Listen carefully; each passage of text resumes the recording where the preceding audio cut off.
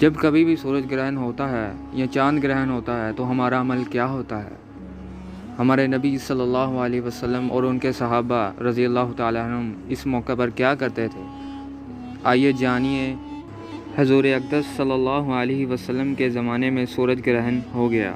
صحابہ کرام رضی اللہ تعالیٰ عنہم کو فکر ہوئی کہ اس موقع پر حضور صلی اللہ علیہ وسلم کیا عمل فرمائیں گے، کیا کریں گے، اس کی تحقیق کی جائے۔ جو حضرات اپنے اپنے کام میں مشغول تھے چھوڑ کر دوڑے ہوئے آئے۔ نوعمر لڑکے جو تیر اندازی کی مشق کر رہے تھے ان کو چھوڑ کر لپکے ہوئے آئے تاکہ یہ دیکھیں کہ حضور صلی اللہ علیہ وسلم اس وقت کیا کریں گے۔ نبی اکرم صلی اللہ علیہ وسلم نے 2 رکعت کسوف کی نماز پڑھی جو اتنی لمبی تھی کہ لوگ غش کھا کر گننے لگے۔ نماز میں نبی اکرم صلی اللہ علیہ وسلم روتے تھے اور فرماتے تھے، اے رب، کیا آپ نے مجھ سے اس کا وعدہ نہیں فرما رکھا کہ آپ ان لوگوں کو میرے موجود ہوتے ہوئے عذاب نہ فرمائیں گے اور ایسی حالت میں بھی عذاب نہ فرمائیں گے کہ وہ لوگ استغفار کرتے ہیں۔